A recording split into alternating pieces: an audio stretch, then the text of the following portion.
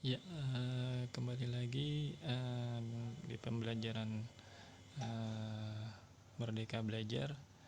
Ya, di modul 1 mengenai materi sosiologi. Sosiologi kali ini, kemarin di minggu lalu kita udah pernah bahas di pertemuan pertama, ya, materi sosiologi dengan saya sendiri, dengan Pak Robi, ya. Oke, kita lihat dulu modul satunya.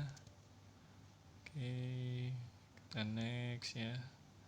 Kemarin sudah saya jelaskan ya di pertemuan pertama ya. Nah, ini unit 1, catatan waktu perkembangan sosiologi ya. Ada revolusi Prancis, Inggris, Amerika, sejarah perkembangan sosiologi di Indonesia, dan tengah-tengahnya itu sejarah ilmu sosiologi. Nah, ini udah kita bahas kompetensi dasarnya. Ini ada ya. Itu 3.1 memahami sosiologi sebagai ilmu pengetahuan. Nah, 4.1 di sini menalar hasil pengamatan di lingkungan sekitar tentang realitas sosial. Nah, ini ya, terus indikatornya juga tuh menjelaskan inti-inti atau menjelaskan sejarah perkembangan sosiologi. Ya. Terus 4.1, nah ini merumuskan dan data hasil pengamatan tentang realitas sosial. Nah, oke, saya next dulu. Nah, ini di uraian materinya di sini udah mengenai sejarah perkembangan sosiologi ya. Di sini kita lihat di sini ada sebelum kita mengkaji lebih jauh tentang konsep dasar sosiologi, ciri-ciri dan sifat hakikat. Nah, ya di sini kita lihat bentar. Nah, ini kegiatan 1, penugasan tatap muka. Nah, ini masih belum boleh ya. Nah, ini ada gambar 1 revolusi Prancis, gambar 2 revolusi industri, sama revolusi Amerika. Nah, kita lihat ini ya tugas yang minggu lalu ya. Oke, ini apa saja dampak revolusi Prancis sehingga melahirkan ilmu sosiologi. Terus bagaimana kondisi masyarakat Inggris ya setelah ya. Di sini kita next dulu aja. Ini minggu lalu udah ya, tugas yang minggu lalu ini. Nah, sekarang kita memasuki pembahasannya, lanjutannya. Nah, ini kita lihat tokoh perintis ilmu sosiologi. Nah, sosiologi di sini ada Auguste Comte. Nah, kan Bapak sosiologi dunia Auguste Comte. Ya, kita lihat di sini sebentar. Nah, tokoh yang pertama kali mengemukakan kata sosiologi adalah seorang filsuf Prancis bernama Auguste Comte. Kata sosiologi sendiri lahir pada tahun 1922. Pada tahun 1839. Nah, setelah Comte menggabungkan dua kata yaitu sosios dalam bahasa Romawi ya, yang berarti kawan, dan logos adalah berarti bahasa Yunani yang berarti kata atau berbicara. Nah, ini jadi sosiologi menurut Auguste Comte nih adalah berbicara mengenai bagian-bagian dari masyarakat, ilmu tentang masyarakat. Nah, sebenarnya jadi maka itu dia disebut sebagai bapak sosiologi ya, Auguste Comte ini. Terus teori ini menyatakan bahwa ada 3 tingkatan. Nah, intelektual, ada tahap teologis, ada tahap metafisik, ada tahap positivisme. Nah, ini nanti kalian bisa lihat Terus yang kedua, yang B-nya Karl Marx. Sumbangan utama Karl Marx bagi sosiologi terletak pada teorinya mengenai kelas. Menurut Marx, perkembangan kerja dalam kapitalisme menumbuhkan dua kelas berbeda. Nah, ini kaum Borgenius dan kaum Posler menurut ramalan Marx, konflik yang berlangsung antara kedua kelas kedua kelas akan dimenangkan oleh kaum Portelar. Nah, terus ada Herbert Spencer, ya, ada Emil Durkheim, ya, ada Max Weber. Nah, ini tokoh-tokoh para peneliti, ya, pada tokoh-tokoh yang menemukan definisi dari pengertian sosiologi ini, ya, gitu. Nah, ini tokoh-tokohnya, ya. Ya, oke. Next. Nah, di sini ada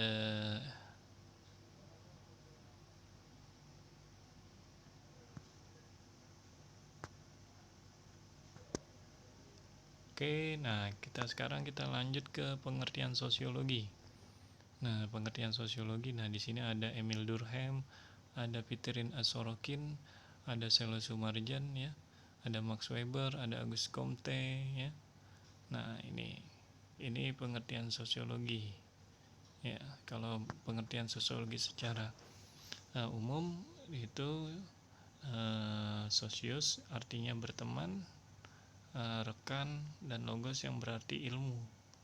Nah, ini jadi sosiologi artinya ilmu tentang berteman atau ilmu tentang bermasyarakat. Nah, di sini ada Emil Durkheim mengatakan bahwa sosiologi adalah ilmu yang mempelajari faktor-faktor sosial. Nah, terus sedangkan Pitirin Sorokin mengatakan bahwa sosiologi adalah ilmu yang mempelajari hubungan dan timbal balik antara aneka macam gejala sosial. Nah, itu menurut Sorokin tuh sosiologi itu. Jadi sedangkan kalau menurut Sumarjan, nah di sini ada lagi mengatakan bahwa sosiologi adalah ilmu yang mempelajari struktur sosial atau proses sosial termasuk perubahan sosial. Nah, sampai di situ ada Max Weber dan Auguste Comte. Ada lagi terakhir Peter Beger. Nah, ini nanti kalau di ujian menghadapi ujian, nah biasanya memang tokoh-tokoh yang lebih sering keluar memang salah satunya di sini Selo Sumarjan, ya. Terus ada lagi Pitirin Sorokin, ada lagi Peter Alberger, ya, Alberger. Terus yang B-nya sifat dan hakikat sosiologi. Nah, lumayan nih, ada banyak nih. Nah, sosiologi termasuk rumpun ilmu sosial yang berhubungan dengan gejala-gejala kemasyarakatan. Nah, sosiologi merupakan ilmu pengetahuan yang kategoris, artinya sosiologi membatasi diri. Nah, dengan apa? Nah, dengan apa yang terjadi dan bukan apa yang seharusnya terjadi. Nah, terus sosiologi yang ketiga merupakan ilmu pengetahuan yang umum. Nah, jadi ini terus sampai ada lagi sosiologi bertujuan untuk menghasilkan pengertian-pengertian dan pola umum. Nah, oke, saya next. Nah, ini unit 2 objek kajian sosiologi. Ya, di sini. Nah, di sini ada sosiologi sebagai ilmu yang mempelajari tentang masyarakat dengan perilakunya. Nah, di sini ada contoh pemukiman kumuh. Nah, bisa kalian lihat ada juga gunung meletus. Nah, terus ada lagi pembacaan teks proklamasi oleh Soekarno dan satu lagi antrian penerimaan bantuan langsung sementara BLSM. Nah, ini ya.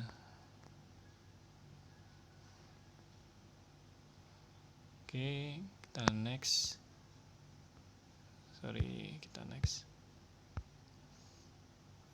Nah, di sini ada di unit kedua objek kajian sosiologi.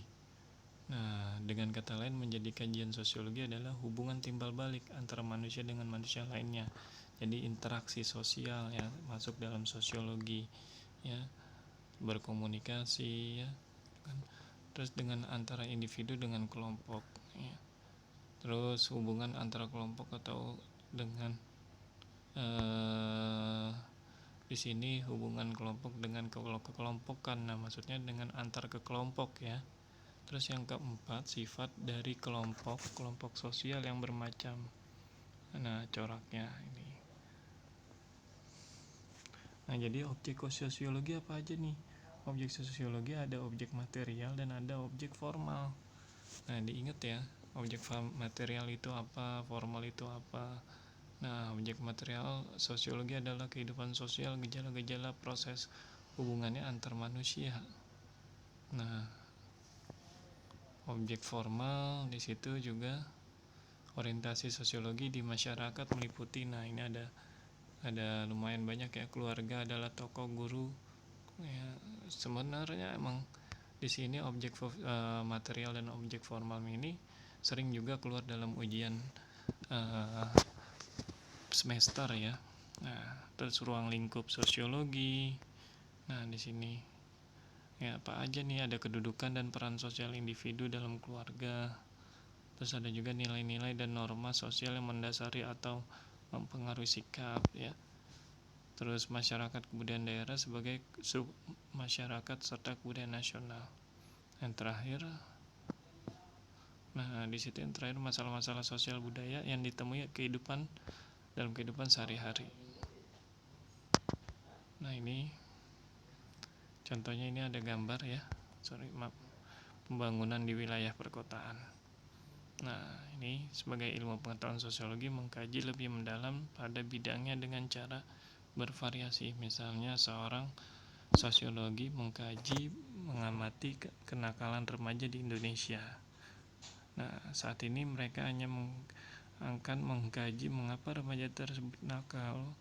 Mulai remaja tersebut perilaku nakal sangat memberikan alternatif alternatif pemecahan masalah tersebut. Nah, ini ya. Oke, nah nanti kalian lihat coba di bagian 2-nya lagi saya geser. Nah, di sini ada mengenai tentang mahasiswa kenalkan budaya Indonesia ke warga Taiwan. Artikelnya nih. Nah, nanti kalian bisa baca ya. Terus di sini nanti ada juga KKN internasional. Nah, oke, nanti kalian bisa baca di materi ini. Nah, oke.